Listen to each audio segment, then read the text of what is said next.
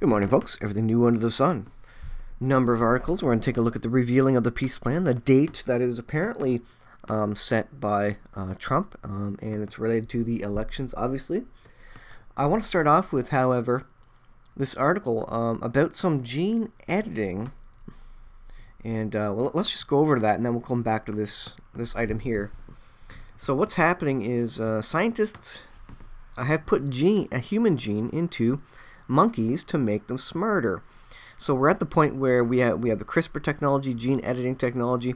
Now we are editing the genes, implanting human genes in animals, in this case monkeys, and apparently they're having success, and it has made the monkeys smarter. So they're going to go further here, making monkeys more smart and human-like. Scientists have used gene editing to insert human brain gene in a monkey, and this is a team of Chinese scientists. And if they're doing this, they're likely also basically editing human babies as well.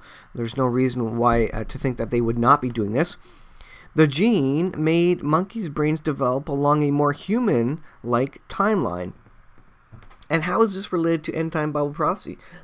Well, if you recall, there was a flood in the time of Noah in the Old Testament that occurred because evil abounded on the earth. Men's hearts were continually evil, and there was also apparently some gene editing going on, and some confusion of the genes, because we know in the times of Noah that there were mighty men of renown, and the angels who came down and took wives as they liked, and out of that came effectively the mighty men, the heroes of myth and legend, if you will, Hercules and these other superhuman, apparently, humans. And Genesis 6 refers to genetics and the purity of Noah, and that's one reason why he was selected to go on the ark. He honored God, and he was pure in his days. Is Genesis 6:9 referring to Noah's genetic purity, which suggests that the gene code was not pure at that time, and that's part of the reason why God destroyed the planet with water, because there was genetic tinkering. There's interrelations between humans and angels, creating these supernatural beings, Hercules beings, these beings of myth and legend. And those were real. I think a lot of the Greek and myth legends were based off probably real men, real superhuman men, if you will. And there's a lot of evidence for that. In Genesis 6, we are told that angels impregnated human women and produced hybrid offspring, and that's what they're trying to do in the lab by changing the G code, making these half human, half animals now, which they're exactly doing with monkeys. And God only gives humans a certain length of time to do this before he says, that's it, I'm not going to let you get too far with this because it's going to completely destroy the human race. And so he did with the flood, and he will again with fire. Verse 4 of Genesis 6 says, the fallen ones were in the earth in those days, and even afterwards, when the sons of God came in unto the daughters of men. And they have borne to them, they are the heroes who from of old are the men of name, the men of renown. These are the superheroes, the Hercules, the Achilles, the other mighty men of Greek myth and legend, the gods of that time, the gods of the sea, etc. Chapter 6. And it came to pass when the children of men had multiplied in the earth, in those days were born unto them beautiful and comely daughters. And the angels, the children of heaven, saw and lusted after them, and said to one another, come, let us choose us wives from among the children of men, and beget us children. And Semjaza, who was their leader, said unto them, I fear ye will not. And it says, Jude 1:6 says, and the angels who did not keep their positions of authority, but abandoned their proper dwelling, these he has kept in darkness, bound with everlasting changed, and it speaks of a time. Jasher speaks of some gene editing going on that the angels effectively taught man, and they were creating chimera, half animal, half human, and all sorts of variations. And all the sons of men departed from the ways of the Lord in those days as they multiplied on the face of the earth. And they taught one another evil practices and continued sinning against the Lord. And remember, the Lord gave them a certain amount of time to repent, but after that he destroyed the earth, destroyed all this corruption of the human gene code. And every man made unto himself a god, and they robbed and plundered every man his neighbor as well as his relative. And they corrupted the earth, and the earth was filled with violence. It was filled with giants in those days. It was filled with supernatural beings. It was filled with half human, half animal beings in those days. And their judges and rulers went to the daughters of men and took their wives by force from their husbands according to their choice. And the sons of men in those days took from the cattle of the earth, the beasts of the field and the fowls in the air, and taught the mixture of the animals, mixture of animals of one species with another, in order therewith to provoke the Lord. They were gene editing in their own way, not with needles and in scientific labs, but simply by crossbreeding animals, attempting to create hybrids, animals that God did not create.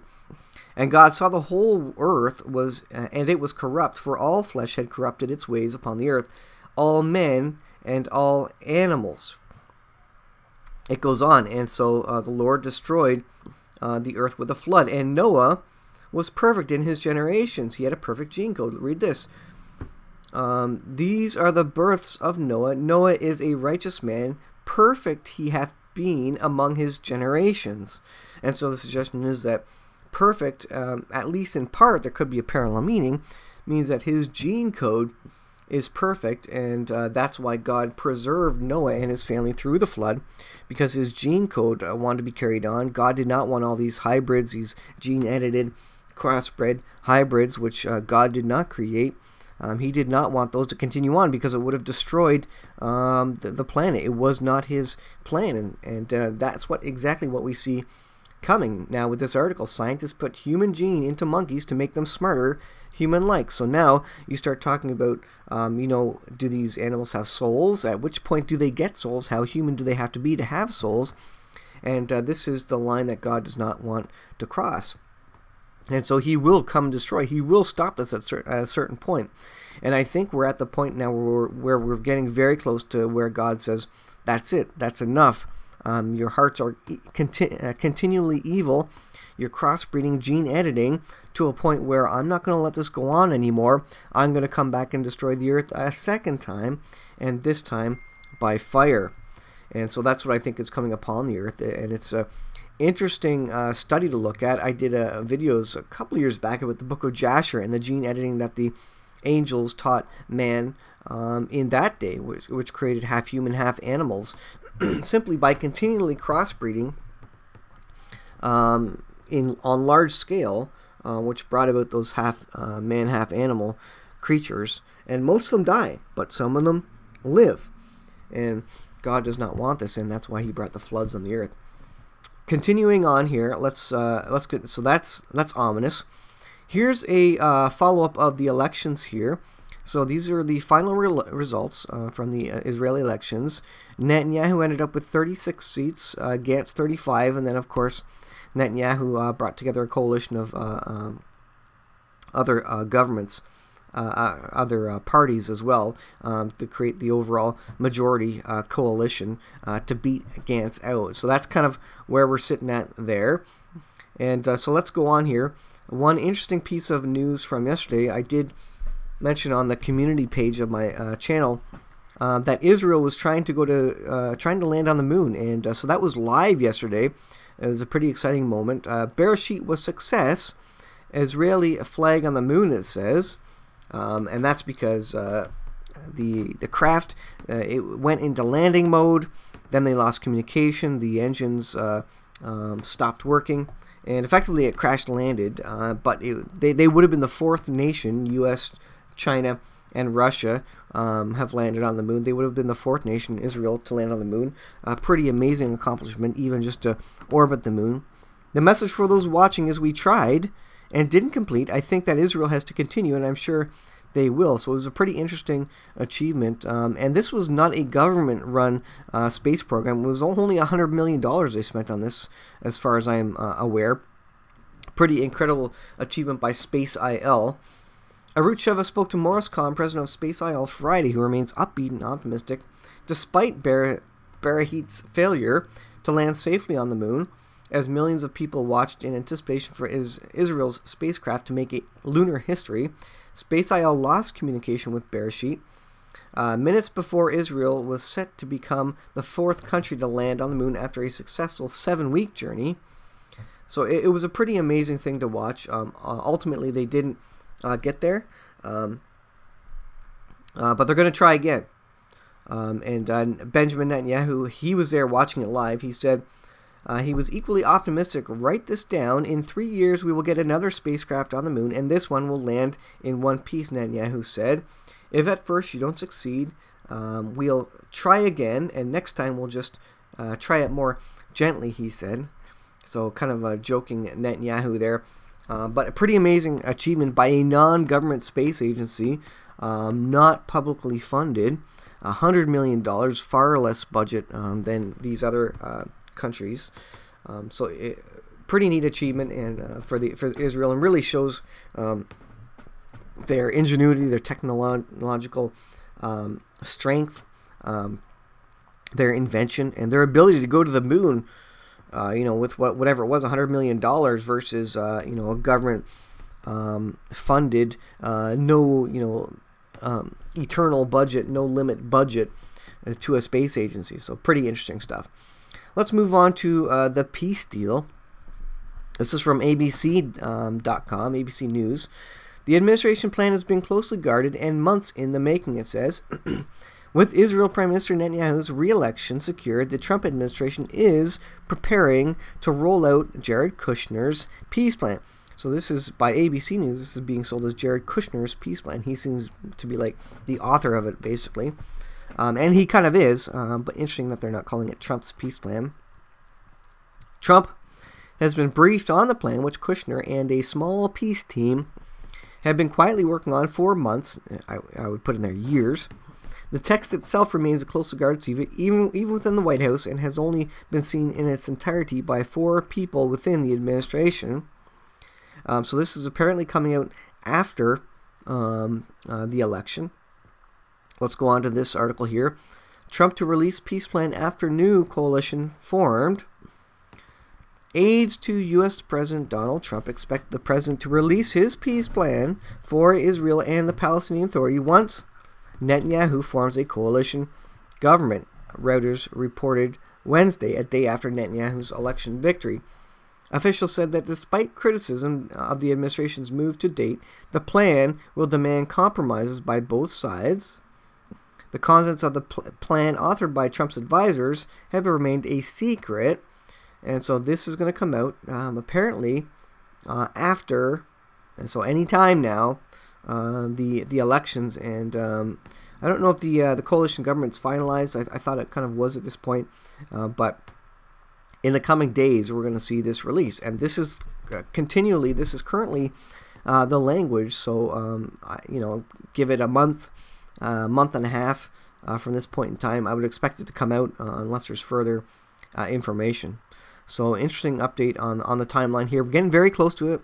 And remember that the Bible states that the Antichrist will not necessarily create the peace plan. So it's not necessarily, Kushner's not the Antichrist, Trump's not the Antichrist. But it will be, most agree that it will be a peace plan that is already on the table and will simply be agreed to or put in place, pushed forward, enforced, put upon the people of the Middle East. And it won't necessarily, the Antichrist won't necessarily be the person who wrote it, Kushner or Trump or whatever, but could be another person. And that person, in theory, if we are that close, that person is alive today. The Antichrist is alive and well today. and he is probably in politics. We don't know exactly who it is yet, but there's several interesting characters, and Satan always has an Antichrist figure alive at any time because he doesn't know exactly when this is all going to roll out.